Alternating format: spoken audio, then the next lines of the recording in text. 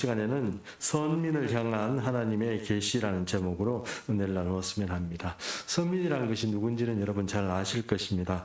선한 백성, 그 이스라엘을 말하는 것입니다. 이스라엘을 향해서 하나님께서 이렇게 들으라 이스라엘 이래가지고 이렇게 말씀을 하고 계시는데, 여러분 잘 아시는 이 1절의 말씀이 이 신명기에 나오는 말씀처럼 쉐마 이스라엘 이래가지고 이스라엘아 들으라 내 하나님 여호와는 오직 하나이신 여호와요 뭐 이런 말씀을 하시는 거 있지 않습니까? 그것처럼 그런 말씀하고 동일한 말씀으로 지금 이렇게 말씀하시는데, 이스라엘 백성들을 향하여서 오늘 하나님께서 특별히 이스라엘 백성들에게 하나님의 어떤 계시를 주신다 하는 측면에서 오늘 이 본문들의 말씀을 한번 살펴보려고 합니다. 여기 보니까 1절에 나의 종 야곱 내가 택한 이스라엘아 이제 들으라. 여기서 이제 아까 말씀드린 것처럼 쉐마 이스라엘 이렇게 말했습니다. 이스라엘아 들으라 이런 말씀인데, 하나님께서는 어떤 말을 선포하시고 이럴 때 항상 이스라엘아 들으라 이렇게 먼저 주목을 이렇게 하셔서 시키시고 그렇게 말씀하시는 것입니다. 이 쉐마 이스라엘아 이렇게 얘기할 때 여러분 그 듣는 대상자는 누구일까요? 모세일까요? 아니면 누구를 말하는 걸까요? 이스라엘 전체를 두고 말하는 거겠죠. 그 전체를 두고 하나님께서 공표하실 때 이스라엘아 들어라 이렇게 큰 소리로 이렇게 공표하신다 하는 것입니다. 그래서 이스라엘 백성들에게 향하여서 하나님께서 이렇게 큰 공표의 말씀으로 1절에서 8절까지 말씀을 이렇게 쭉 하고 계시는데요. 이사야의 말씀을 통하여서 여기서 1절의 말씀으로 일단 주목을 해라 이렇게 이런 말씀이라고 보면 되겠고요. 2절 말씀을 보십시오. 2절 제가 읽어보겠습니다. 나의 너를 만들고 너를 모태에서 지어낸 너를 도와줄 여호와가 이같이 말하노라 이랬습니다. 이스라엘 백성은 누가 만들었습니까? 이렇게 말하면 하나님 만들었습니다. 한 목사님, 이스라엘 백성들을 아브라함 조선 아닙니까? 그 아브라함이 만들었죠. 아니요. 하나님이 만드셨습니다. 어떻게 만드셨습니까? 아브라함과 사라가 경수가 끊어져서 도저히 더 이상 아기를 낳을 수 없는 그런 불가능한 상황에서 어떻게 했습니까? 하나님께서 이 사라에게 아기를 주셨죠. 그러니까 이 이삭이라는 그 존재가 태어나는 것은 아브라함과 또 이 사라의 어떤 육체적인 관계를 통해서 태어났다고 말하기보다는 그것이 다 끊어지고 도저히 이제 생식적인 어떤 그런 기능이 없을 때, 그때 하나님께서 100세가 되었을 때, 그리고 사라가 90세가 되었을 때 주셨습니다. 그리고 이삭이 리브가와 함께 합쳐서 여러분 아시는 것처럼 야곱과 에서를 낳을 때도 하나님께서 특별한 계시를 통하여서 아주 늦게 이렇게 아기를 낳았다는 것을 이렇게 볼 때, 하나님께서 이렇게 이스라엘 백성들을 만들 때는 쉽게 만든 것 같지만 그렇지 않다 하는 것입니다. 그리고 여러분 아시는 것처럼 아브라함에게 계시한 것처럼 그 계시를 통하여서 요셉 시대에 이집트로 내려갔다가 거기서 430년 이후에 바로 이 모세를 통하여서 이렇게 구원받는 것입니다. 모세를 통하여서 구원받을 때 그저 구원받았습니까? 아닙니다. 그 홍해를 건너는 그런 기적과 10가지 기적을 통해서 그렇게 모세가 이스라엘 백성들을 구원해낼 수 있었습니다. 아시는 것처럼 10가지 재앙이 온 이집트를 덮쳐서 이집트 백성들이 다 막 곡소리가 나고 집안마다 이제 장자가 다 죽었으니까요. 그런 곡소리가 나고 이랬을 때가 되었어야 이제 바로가 그럼 가라 이렇게 해서 나온 거 아닙니까? 그런 여러 가지 상황을 봤을 때 하나님의 특별한 소유요, 특별한 은혜를 이스라엘 백성들에게 주셨기 때문에 그것은 여기가 주님께서 여호와께서 말하고 있는 것처럼 너를 만들었다. 또 너를 모태에서부터 지어낸 또 너를 도와줄 여호와가 이렇게 말씀하시는 거 보면 이 이스라엘과 하나님과의 어떤 관계는 매우 특별한 관계다 하는 것을 말하고 있는 것입니다. 자, 1900늘 하는 얘기지만 우리가 좀 이거는 확실하게 좀 생각을 하고 우리가 좀 이해를 했으면 좋겠습니다.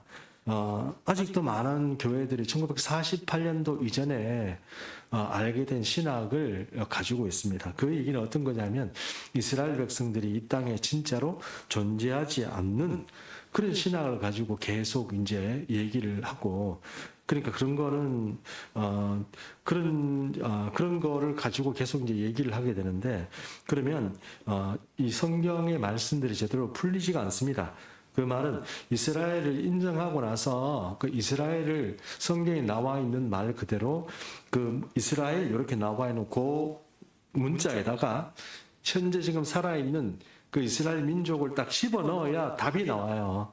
근데 그걸 빼버리고 이스라엘이라는 말이 나왔는데 거기다가 뭐 미국을 넣고 뭐 한국을 넣고 이렇게 넣으면 답이 안 나옵니다. 이게 말이 안 맞아요. 그러니까 그렇기 때문에 이스라엘이라는 나라를 반드시 넣어야 되는데 이런 말씀을 드린 이유는 하나님께서 아브라함을 택해서 그때부터 인도하신 것뿐만 아니고 그 이후에 이스라엘 백성들이 2000년 동안 그 땅을 잃어버리고 전 세계를 헤매는 과정 가운데서 하나님은 그들을 버리지 않았다는 것을 우리가 좀 이해할 필요가 있습니다.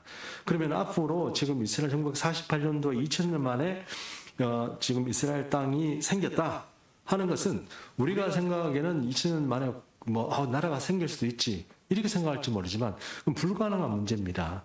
2000년 만에 나라가 생겨서 거기에 2000년 만에 나라가 만들었고 거기에 지금 이스라엘 백성들이 다시 그 고토로 다 모이고 있다는 사실은 성경에서 이야기하고 있지만 그 사실 자체가 하나님께서 예비한 이야기고 그것이 종말에 가까운 어떤 하나님의 약속의 어떤 최종적인 어떤 그런 역사라는 걸 생각하는 사람들이 별로 없어요.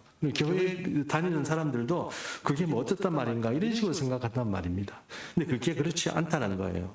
하나님께서는 이스라엘을 택하고 나서 처음 사랑을 절대로 버리지 않습니다. 아브라함과 이삭과 야곱에게 약속하셨던 그 사랑을 지금도 계속 이스라엘 백성들에게 베풀어 주고 있고 그것은 앞으로 역사도 마찬가지라는 거예요. 지금 48년도 이후에 이스라엘이 분단 70년 정도 가까이 지금 되어가고 있습니다. 아직은 48년이니까 한 50년 잡고 지금 23년이니까 그렇게 70년까지는 안 됐잖아요. 70년 다 돼가고 있는 거죠. 그 되고 나면은 그 다음이 이제 우리 데이비드 정성미사님뿐만 아니고 이제 이스라엘에 있는 우리 믿는 그리스도인들, 믿는 유대인들이 그 다음이 이제 아주 좀 위험하다. 우리가 위험하다고 얘기하는 건 어떤 의미입니까? 종말에 가까운 게 아닌가 이렇게 예상을 한다는 거예요.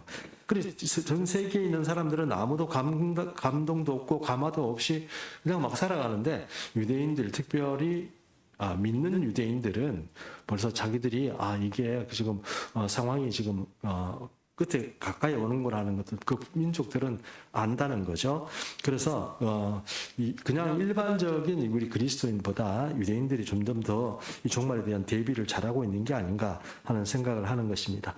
어쨌든 하나님께서는 그때부터 시작해서 지금까지도 마찬가지고 앞으로도 이스라엘을 버린 적은 없다는 걸 우리가 좀 분명히 이해를 해 주셨으면 좋겠습니다. 그러면 성경이 말하고 있는 종말의 상인들 중에 이스라엘이 언급된 것은 반드시 그 이스라엘과 함께 그 말씀이 성취되는 것입니다.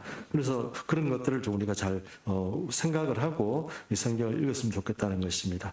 그러므로 이사야를 강의하는 데 들어보면 저도 이사야 강의하는 걸 이렇게 들어봅니다만 대구 지역에 있는 목사님들도 이제 한 번씩 이렇게 제가 설교하는 걸 좀 들어봅니다. 그러면 그것이 조금 이스라엘이라는 나라 자체가 제가 얘기하고 있는 것처럼 잘 말씀하시는 분이 거의 없어요. 수도권은 좀 있습니다.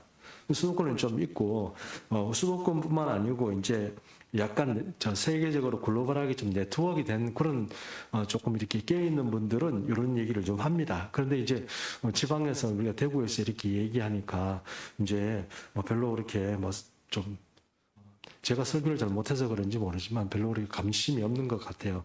근데 우리는 아시겠죠? 우리는 깨어서 지금 하는 이런 이야기들을 제대로 잘 이해를 해야 됩니다. 잘 준비를 해야 된다는 겁니다.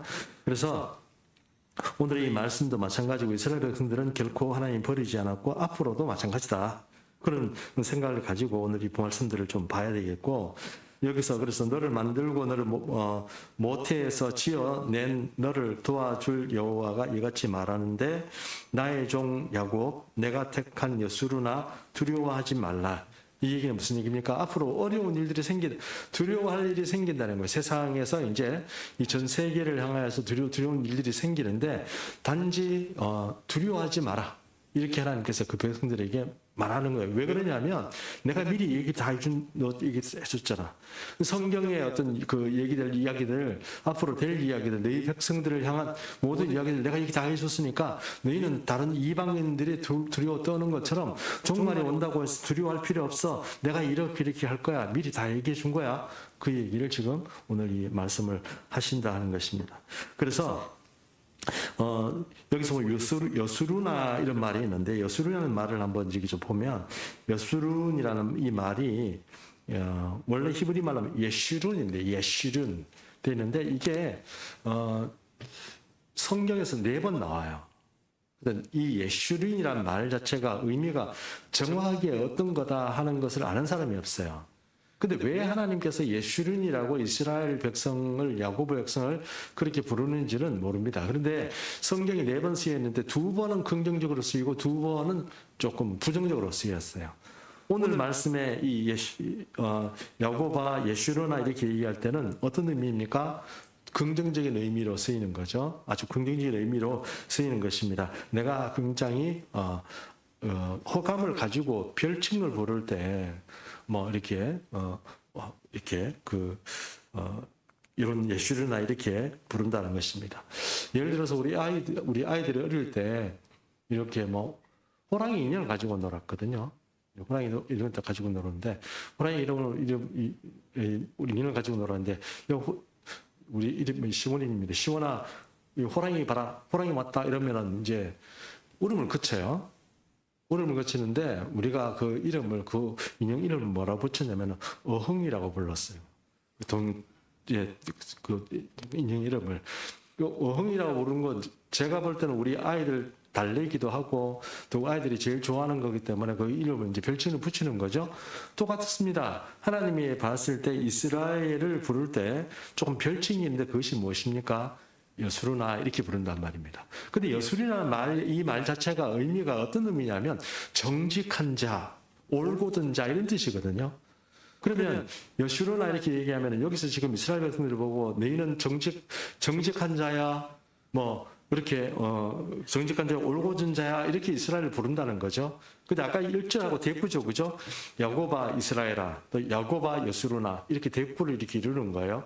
이스라엘이란 말에 여수르란 말이 똑같다 이런 의미입니다. 강조하는 거죠.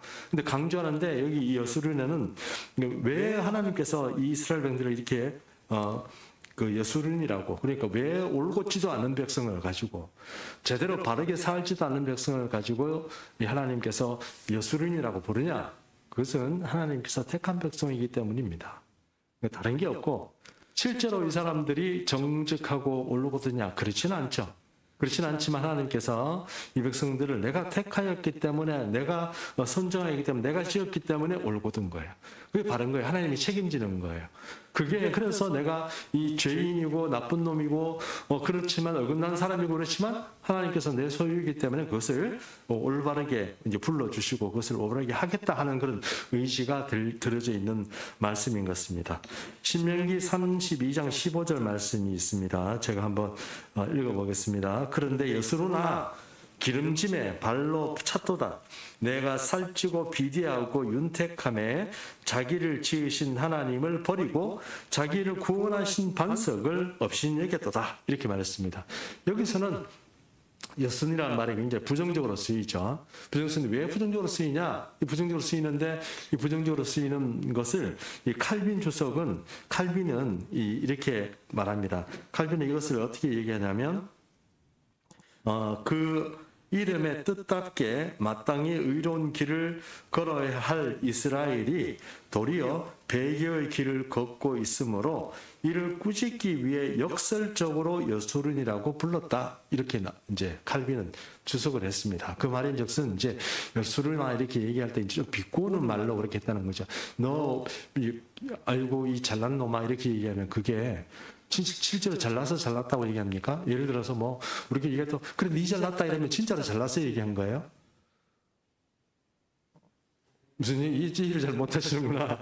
우리 서로 친구끼리 얘기하다가 보면은 뭐 어떻게 합니까? 내 자랑 막 하고 뭐 어떤 막 내 우리 자식 자랑하고 내 돈 자랑하고 이러면 어떻게 합니까? 친구들이 그래 니 잘났다 이게 진짜 잘났어 그런 거예요?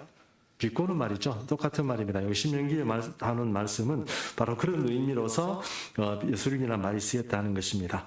어쨌든 여술인이라는 말은 특별한 이스라엘을 부르는 하나님의 애칭입니다. 의롭고 고든 백성, 올곧은 백성 이런 의미로 그리고 세계의 모든 백성 가운데 굳게 세우는 어떤 그런 백성으로서의 상징이 바로 여술인이다. 이렇게 말씀드릴 수 있다는 것입니다. 그다음에 3절 한번 보겠습니다. 나는 목마른 자에게 물을 주며 마른 땅에서 시내가 흐르게 하며 나의 영을 내 자손에게 나의 복을 내 후손에게 부어주리니 이렇게 되어 있습니다.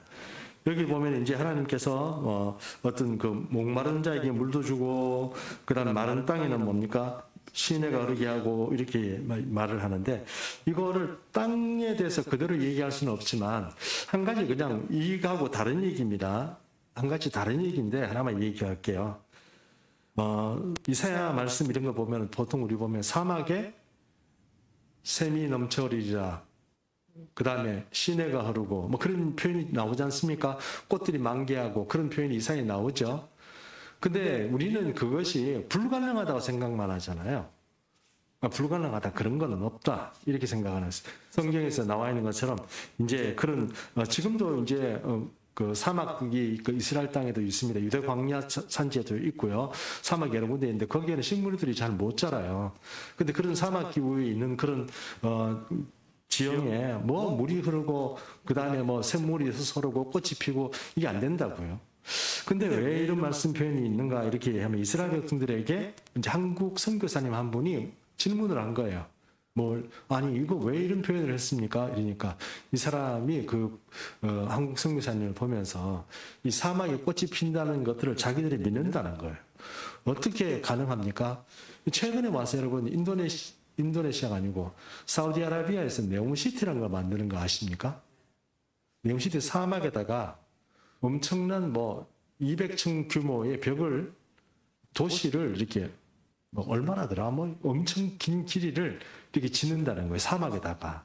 그럼 거기에도 관계수도 들어가야지, 물도 들어가야지, 모든 재반시설이 다 들어가서 사막에다 그런 걸 만든다는 얘기거든요.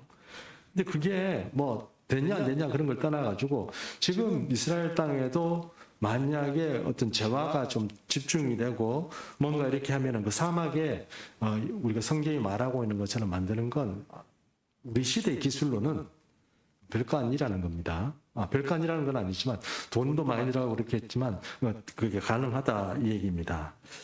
예를 들어서 이런 것도 있죠. 대한민국이라는 나라가 이렇게 남북하나 나눠져 있습니다만 우리 선교사님 얘기로 이런 말씀하시더라고요. 지금 북한 인구가 2,500만 이렇게 통계가 나온대요. 그런데 실제 인구는 2,000만밖에 안 된답니다. 500만이 죽었대요. 줄어든 거죠. 노인들도 죽고 아이들은 생산이 안 되고 아이들도 많이 죽고 이래가지고 한 500만 정도가 없어요. 그러니까 지금 북한의 인구가 2,000만 정도밖에 안 된답니다. 먹고 살 게 없답니다. 그러니까 그런 어려운 건데 우리 남한은 어떻습니까? 한 5천만 좀 되죠.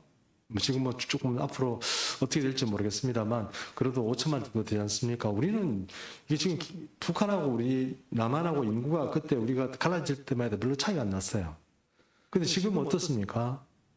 100년도 안 됐잖아요. 100년이 안 됐는데도 벌써 이만큼 차이 나요. 하나님 선교사님 말을 그런 얘기 하지 않습니까? 대한민국이라는 나라는 비 오고 그 다음에 햇빛 비치고 이런 것들이 딱딱딱딱 맞게 가는 거예요. 근데 북한은 어떻습니까? 비 오면 안 될 때 비 오고 그죠? 햇빛 나야 되는데 햇빛 나면 안 되는데 어떻게 해요? 햇빛 나고 그러니까 다 말라 죽고 다 그냥 물기 때문에 다 죽고 이러니까 농사를 여러분 아무리 우리가 열심히 짓고 땅을 파고 열심히 아침부터 새벽부터 밤늦게까지 해보세요.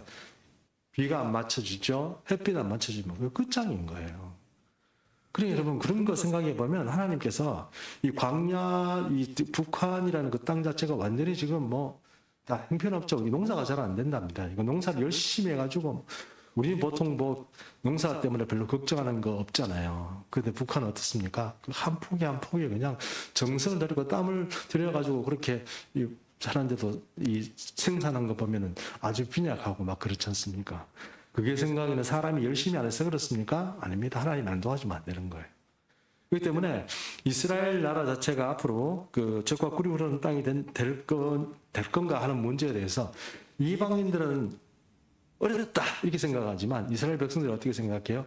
하나님께서 하신다 이렇게 생각하는 거예요. 그러니까 성경에 나오는 얘기들이 이제는 이거 불가능하다 이 얘기 아니고 사막의 꽃이 피어나리라 사막의 예쁜 새들 노래하리라 그게 얼마 멀지 않았다 하는 겁니다. 네, 그런 의미에서 오늘 이 3절의 말씀도 이제 우리가 그런 의미에서 조금 이렇게 그 땅 얘기를 하는 건 아니지만 그럼에도 불구하고 그런 것을 좀 생각해 볼 필요가 있다는 것입니다.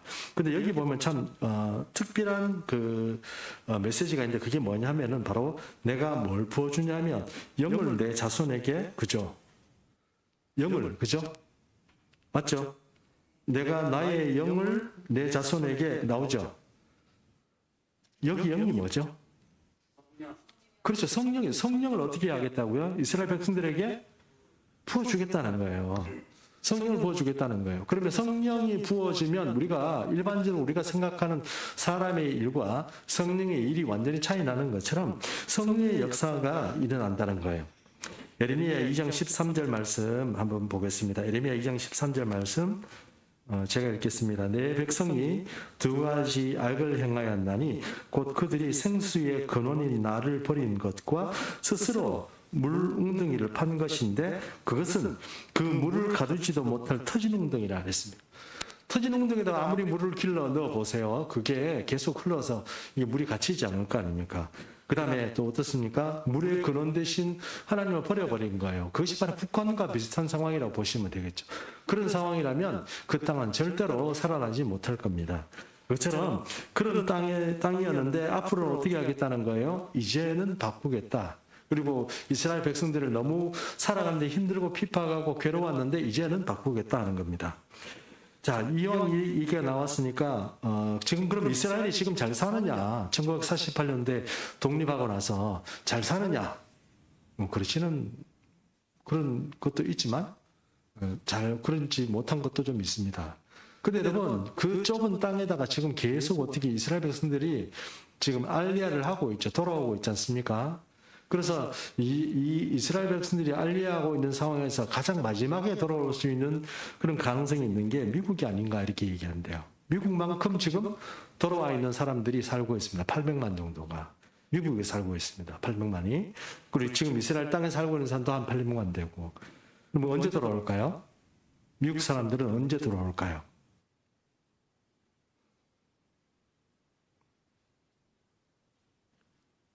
이거는 답이 없는데요. 근데 여러분 이렇게 생각해 보십시오. 미국이 살만하고 좋으면 돌아오겠습니까? 안 돌아오겠죠. 지금 우크라이나와 또 러시아가 전쟁하는 바람에 많은 유대인들이 돌아온다는 건 아시죠? 많은 유대인들이 지금 계속 본토로 돌아오고 있습니다. 이 사람들이 돌아오고 싶어도 제대로 된 비자가 발급이 안 돼서 못 돌아와요. 예를 들어서 이 사람이 기독교인이다. 그러면 안 주는 거예요. 그래서 못 돌아오는 경우가 있지, 안 그러면 많은 경우가 지금 돌아오고 있습니다. 돌아오고 있는데, 이렇게 돌아오는 그 땅에 하나님께서 이제 앞으로 은혜를 주시는데, 이것이 이제 생수의 은혜를 주시고, 그리고 물을 가두면 넘치지 않고 그것이 물을 쓸 수 있는 그런 것이 된다 하는 것입니다. 잠깐 우리 정치적인 얘기인데, 정치적인 얘기라기엔 좀 그렇지만, 우리 이명박 대통령 시대에 이 4대강 사업을 했지 않습니까? 그렇죠? 4대강 사업인데 4대강 사업에 대해서 저는 현대의 사람이 있었기 때문에 좀 압니다. 그거 성공할 거라고 생각했어요. 그런데 하다가 치웠죠, 사실은. 왜냐하면 이 강을 만들면 큰 강 다 만들고 보도 만들고 다 만들고 하는데 그 다음에 지류를 정비를 해야 돼요. 거기에 지류가 여러분 아시는 것처럼 이렇게 대지 분뇨나 이런 것들이 유입이 되면 어떻게 돼요? 강이 오염되겠죠. 그까지 다 해야 되는데 그까지는 못하고 어떻게 합니까? 큰 것만 했죠. 큰 것만 하고 나니까 오염돼서 4대강 사업 때문에 그런 게 아니고 정비를 다시 다 해야 되는 거예요. 더 해야 되는 거예요. 근데 처음에 하자고 그랬는데 돈 많이 든다고 못하게 해서 한 50% 진행하고 나니까 지금 그 큰 강이 막 그렇다고 하는데 그래도 우리나라 지금 홍수나 그런 것 때문에 걱정 안 하잖아요. 그렇잖아요. 예, 그게 물치수 관리예요. 그러니까 물 자체가 여기서 말한 건 이사야가 말한 예레미야가 말한 것처럼 터진 웅덩이 되면 안 되는데 예, 우리는 지금 물 관리를 어쨌든 그 4대강 사업 통해서 잘 하고 있는 거예요. 어쨌든 선진국이 되면 뭘 잘해야 돼요? 물 관리 잘해야 돼요. 물 관리 잘해야 됩니다. 그러니까 물 관리 잘해야 되는 거 그런 게 바로 하나님 주신 은혜다 하는 것입니다. 자, 그래서 넘어갑니다. 또 여기 보면 하나님께서 이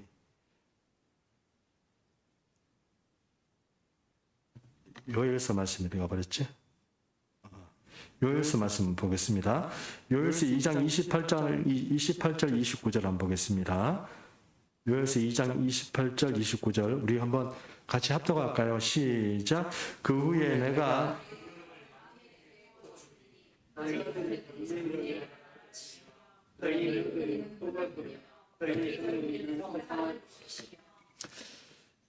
이게 무슨 얘기입니까? 하나님께서 종들에게 뭘 부어준다고요?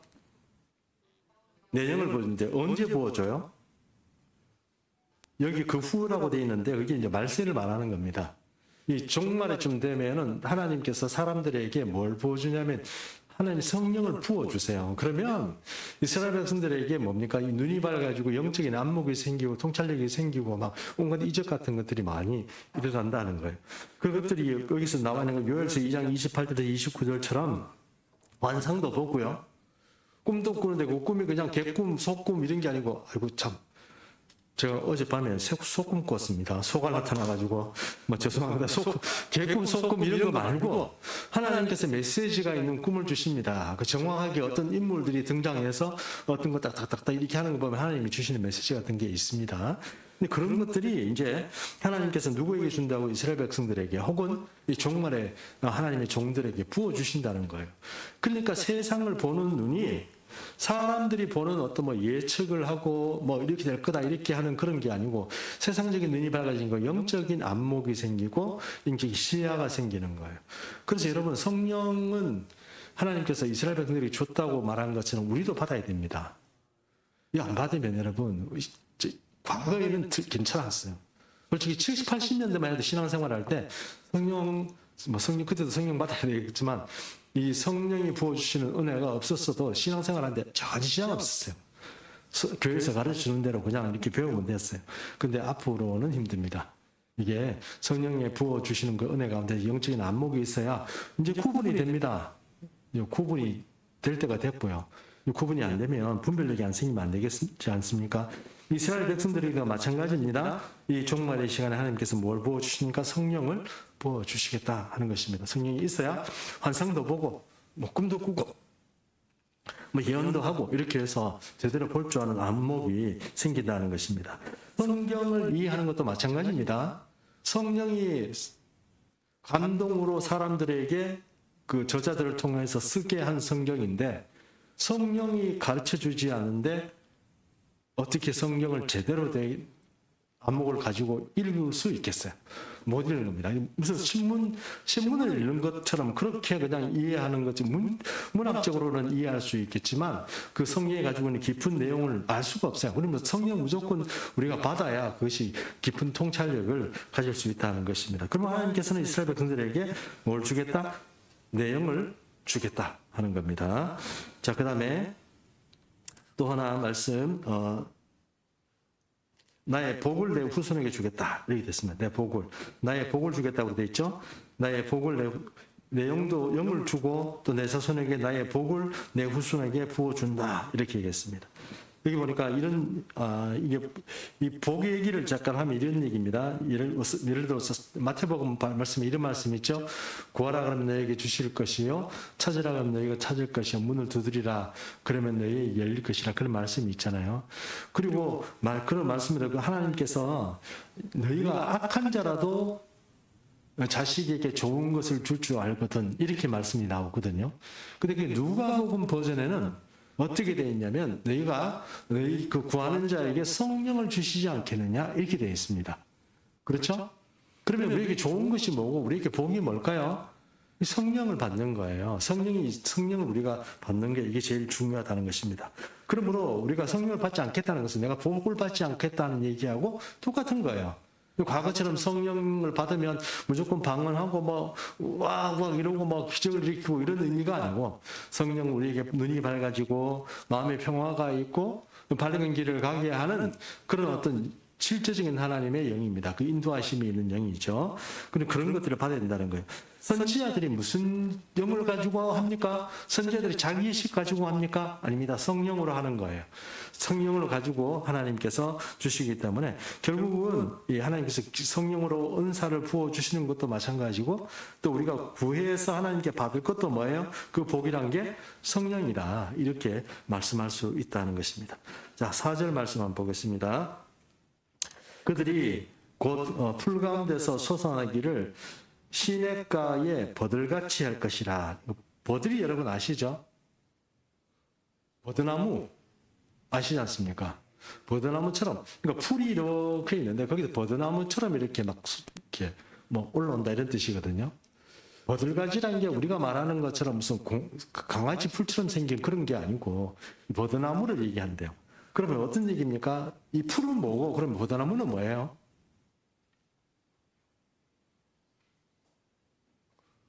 풀은 뭐고, 버드나무는 뭡니까? 버드나무는 너희는 버드나무라고 그랬잖아요. 너희는 버드나무 같을 것이 어렸으니까, 버드나무는 누구를 상징하는 거예요? 축복받고 성령 받을 누구 말하는 거예요? 이스라엘 백성들을 말하는 거예요. 그럼 풀은 누구예요? 그렇죠. 너희가 이방인 사이에 섞여서 살아가게 되겠지만 나중에는 어떻게 될 것이다? 진짜 버드나무처럼 그렇게 디스팅리시 아주 탁월한 그런 어떤 존재로서 이스라엘 백성들이 우리 하나님께서 삼을 것이다 하는 것입니다. 이게 앞으로 우리가 이 기독교 역사를 배우면 유대인들을 대단하게 생각해요. 이게 참 희한하게 대한민국 사람하고 우리나라 유대인들하고 비슷한 면이 많아요. 거의 친구와 같아요. 우패 지수도 비슷해요. 돈 받아먹고 이렇게 하는 그것도 비슷해요. 근데 좀 약간 이 서구하고는 약간 틀려요. 어쨌든 이게 비슷하게 이렇게 둘이서 이렇게 좀 뭔가 이게 셈셈이 되는데, 이런 사람들 이렇게 보면 우리가 이스라엘 백성을 되게 좀 좋아하잖아요. 왜 좋아하는지는 아무도 몰라요. 근데 이스라엘 백성도요, 우리 되게 좋아합니다. 예를 들어서 독도 얘기 나오죠. 독도 얘기. 그 다음에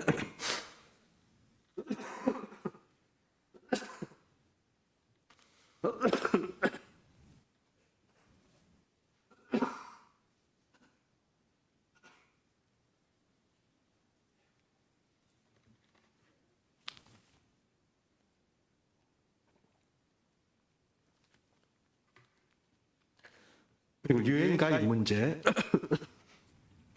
이런 거 다 할 때 그때 항상 유일하게 전 세계에서 우리나라 편을 들은 게 이스라엘이에요. 왜 이런지는 아무도 모릅니다. 우리는 터키를 가지고 형제 나라 이렇게 부르는데 터키는 실제로 그렇지 않다고 합니다. 40% 정도는 그렇게 생각하는데 그렇지 않다고 그래요. 이스라엘은 항상 건국 때부터 지금까지 한국 정부의 편을 들어주고 한국을 도와줬던 나라다. 이렇게 아는 게 좋을 것 같습니다. 근데 어쨌든 이 나라 사람들이 전 세계에 이 풀 잡초처럼 섞여 있는 이 사람들 속에서 살아가지만 아주 특별한 존재로서 이렇게 살아간다는 건 여러분 잘 아실 것입니다. 세계적인 부호들도 그렇고, 그다음에 노벨상을 받은 사람들도 그렇고, 작고 나라가 없던 민족이었는데 그 민족이 그렇게 지금까지 인정받고 있다는 것은 하나님께서 특별한 어떤 소유를 삼으시고 그들에게 복을 주셨다는 것입니다. 5절 말씀 보겠습니다. 장차 실현될 어떤 그런 이야기들이 나오는데, 여기 보니까 한 사람이 이르기를 나는 여호와께 속하였다 할 것이며 이런 말이 나오죠. 그리고 또 한 사람은 야곱의 이름으로 자기를 부를 것이며, 또 다른 사람은 자기가 여호와께 속하였음을 그의 손으로 기록하고 이렇게 나옵니다. 이게 다 무슨 의미일까요? 이스라엘 백성들 자기 자신을 두고 한 얘기일까요? 그렇지 않습니다. 이방인을 두고 한 얘기예요. 그럼 이방인이 어쨌단 말입니까? 이방인들이 이 이스라엘로 바뀌는 거예요. 예를 들어서 나는 여호와께 속하였다는 것은 예전에 구원받지 못한 이스라엘 이방인들이 어떻게 한다는 얘기입니까? 구원받는 하나님의 백성이 되고 여호와의 소유가 되는 사람이 되고 나는 영적으로 이스라엘이다 이렇게 하는 사람들이 나타나기 시작한다는 거예요. 근데 그런 의미에서 여기서 나와 있는 왜 그러냐면 한 사람이라는 이 표현 자체가 유대인들에게 쓰는 표현이 아니에요. 유대인들이 쓰는 표현이 아니기 때문에 그렇습니다. 그래서 이 사람들이 이제 이방인들이 이스라엘 사람들을 부러워하고 그 사람들이 되고 싶어 하는 그런 시대가 왔다 하는 얘기입니다. 그 얘기를 지금 이 5절의 말씀 가운데 이렇게 하고 있는 것입니다. 6절 말씀에서 8절은 이 하나님이 자기 자신을 이제 계시를 하는 건데 이 선민 이스라엘 백성에게 6절에서 8절에서 통하여서 계시를 합니다. 6절 읽어보겠습니다. 이스라엘의 왕인 여호와 이스라엘의 구원자인 만군의 여호와가 이같이 말하노라. 나는 처음이요 나는 마지막이라. 나 외에는 다른 신이 없느니라. 하나님 여호와 나밖에 없다. 내가 원래 처음부터 네 하나님이고 신은 처음부터 나 외에는 없고 마지막에도 나 외에는 없다. 다른 건 다 가짜다. 그 얘기를 지금 이 성경 말씀을 통해서 하고 있습니다. 그 다음에 내가 영원한 백성을 세운 이후로 나처럼 외치며 알리며 나에게 설명할 자가 누구냐 있거든 될 일과 장차 올 일을 그들에게 알릴지어다. 이게 무슨 얘기입니까? 그럼 아모스 3장 7절 말씀 한번 보겠습니다. 아모스 3장 7절 말씀 같이 읽습니다. 시작. 주 여호와께서는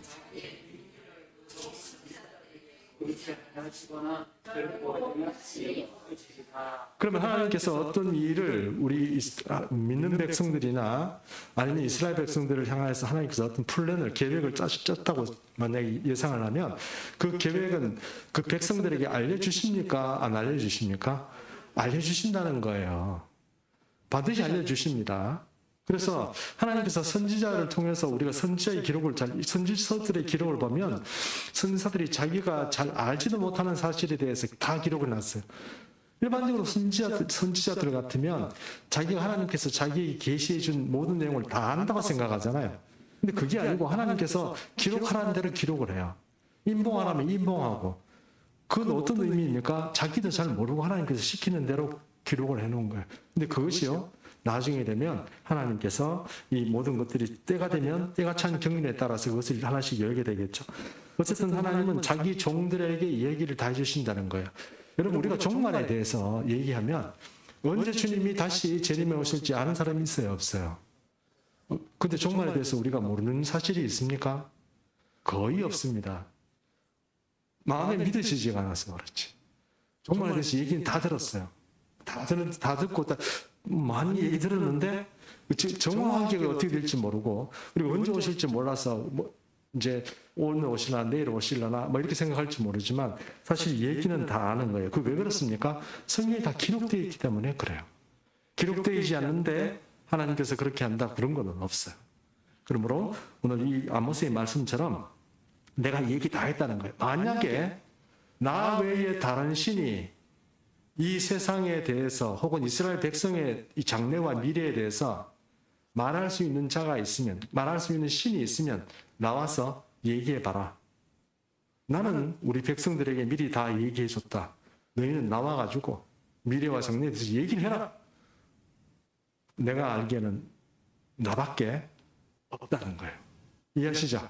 우리가 그래서 성경 말씀과 다른 어떤 그 종교들 경전의 이야기를 얘기할 때 성경이 왜 이렇게 파워풀하고 우리가 그 말씀에 대해서 어떤 확신을 가지고 있습니까? 그것은 많은 사람들이 그것을 믿어서 그런 게 아니에요. 그런데 적은 소수가 이 성경의 말씀을 정확하게 믿지만 그 믿는 걸 통해서 하나님께서 원하시는 그런 어떤 플랜과 이런 그런 계획들이 알려지기 때문에 그렇습니다. 선지자란 말 자체가, 요 말만 하고 정리하겠습니다. 선지자란 말 자체가 먼저 안다는 뜻이잖아요. 그렇죠? 프로펫이라는 게 먼지를, 프로펫, 그러니까 선지자라는 뜻이고, 프로펫이라는 계시라는 뜻인데, 이게 먼저 안다는 뜻이거든요. 그 먼저 안다는 것은 사람들이 이렇게 얘기를 해요. 성경 말씀을 잘 알면 어떤 문제가 있으면 그 문제에 대해서 이건 옳고 이건 틀리다 이렇게 얘기해 주는 게 맞지, 미래에 어떻게 된다 그런 걸 얘기하는 건 선지자가 아니야 이렇게 얘기하는 분들 계세요. 그러나 그것은 한 가지만 알고 잘 모르는 사실이에요. 성경은 분명히 하나님의 계시의 말씀이 그 속에 포함되어 있는 겁니다. 선지자라면, 그리고 선지자의 말을 제대로 알아듣는 사람이라면 지금 현재의 어떤 문제를 알아듣고 우리가 이해하는 것이 아니고 앞으로의 문제도 이해하고 볼 줄 알고 그것을 판별할 수 있는 분별을 가지는 것도 뭐예요? 선지자의 어떤 힘입니다. 그러므로 우리가 성경이 말씀하고 있는 이 문제를 대해서 이 어떤 여러 가지 문제에 대해서 우리가 바른 소견을 가지고 앞으로 어떻게 되겠구나 하는 것을 최소한 정확하게는 알지는 못하지만 예상은 할 수 있어야 되고, 주님이 오시겠구나 하면 이렇게 오시겠구나 하는 것을 우리가 이해할 수 있어야 한다는 것입니다. 그것이 이스라엘 백성들에게 하나님께서 미리 얘기한 것입니다. 그리고 우리가 그 동일한 성경의 말씀을 가지고 우리가 지금 보고 있고 그것을 가지고 이제 앞으로 어떻게 될 것인가 하는 것을 우리가 알 수 있다는 것입니다.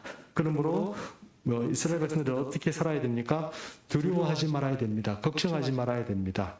하나님께서 하라는 대로 예비하고 우리가 깨어 있으면 전혀 문제될 일이 없습니다. 아무리 종말이 오고 어렵고 막 세상이 막 뒤틀리는 것 같아도 절대로 두려워할 필요가 없는 것입니다. 이스라엘 백성들이 10가지 재앙을 당했을 때 앞에 한두 개는 같이 당했어요.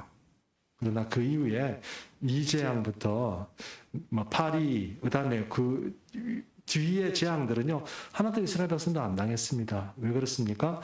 이스라엘 백성들은 하나님께서 특별한 소유로 삼으시고 구분해 주셨거든요. 똑같습니다. 이 종말의 시간도 우리가 하나님을 잘 알고 따라가는 사람은 피할 길이 생기는 것이고, 그렇지 않으면 그 트랩에 빠질 수밖에 없다는 것입니다. 그러므로 오늘 우리가 하나님의 사람으로 이 종말의 시대를 살아갈 때 어떤 마음으로 살아야 됩니까?